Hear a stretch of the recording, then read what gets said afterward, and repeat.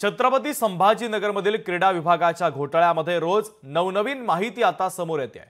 चक्क बँकेलाच क्रीडा समितीने नोटीस पाठवत भरपाईची मागणी केली आहे। याचा आढावा घेणारा हा खास रिपोर्ट पाहूयात।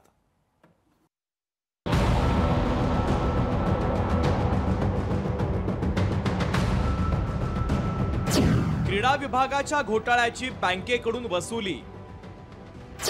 बँकेने अपरत निधी क्रीडा संकुल समितीच्या खात्यात जमा करण्याच्या सूचना। अनियमितता निष्काळजीपणासंदर्भात बँकेच्या सखोल चौकशीची मागणी।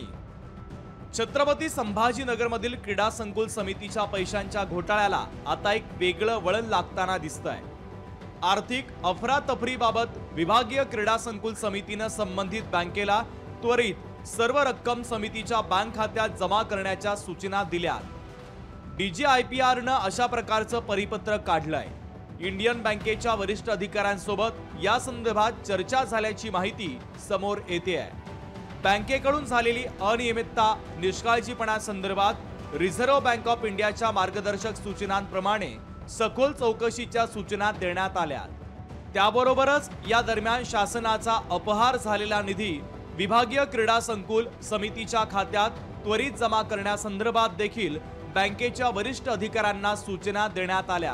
याच्यामध्ये 3 आरोपी आहेत। 3 आरोपीपैकी 2 आरोपी अटक करण्यात आलेले आहेत। एक आरोपी अटक झालेला नाही। तर आमची टीम याच्यामध्ये तपास EOW ची टीम तपास करत आहे।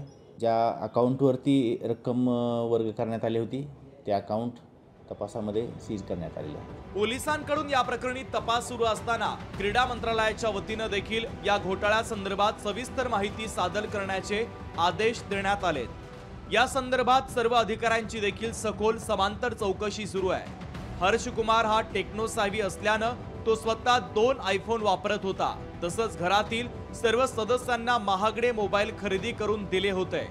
मैत्रिणींना सुद्धा महागडे गिफ्ट्स आणि मोबाईल त्याने दिले होते। यंदाच्या गणेशोत्सवात घरात चांदीचा गणपती गौराई बसवलेल्या होत्या। सोसायटीमध्ये सार्वजनिक गणेश उत्सवात तो मुद्दाम 5 पटीपेक्षा अधिक वर्गणी देत होता।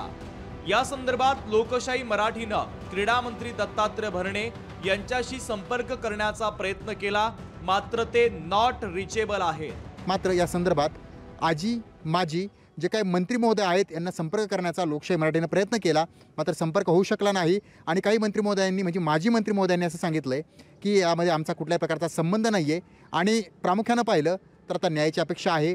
असे घोटाळे होत असतील तर नक्कीच हे दुर्दैव आहे।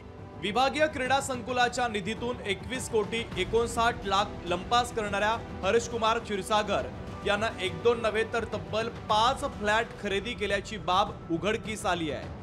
विमानतळ परिसरामध्ये प्रेयसीच्या नावावर घेतलेल्या फ्लॅटच्या सजावटीसाठी त्यानं चक्क चीनहून महागड्या वस्तू खरेदी केल्या होत्या। फ्लॅटमध्ये बदल करण्यासाठी खरेदी केलेले जवळपास 20 लाख रुपयांचे साहित्य देखील आढळून आल्याची माहिती सूत्रांनी दिली आहे। या सूचना केल्याच्या नंतर आता पुढील काय भूमिका घेतली जाते किंवा ज्या पद्धतीने जे पैसे देण्यात आले त्या पैशांसंदर्भात जे अर्ज असतील किंवा जे पत्रक असतील ते कुणाच्या सह्या होत्या हा सुद्धा प्रश्न उपस्थित केला जातोय। मात्र अशा प्रकारे पत्र काढण्यात आले आणि बँकांना सुद्धा आता सूचना देण्यात आल्यात। सचिन बडे, लोकशाही मराठी, छत्रपती संभाजीनगर। लोकशाही मराठी ऐका, पहा, जागरूक रहा।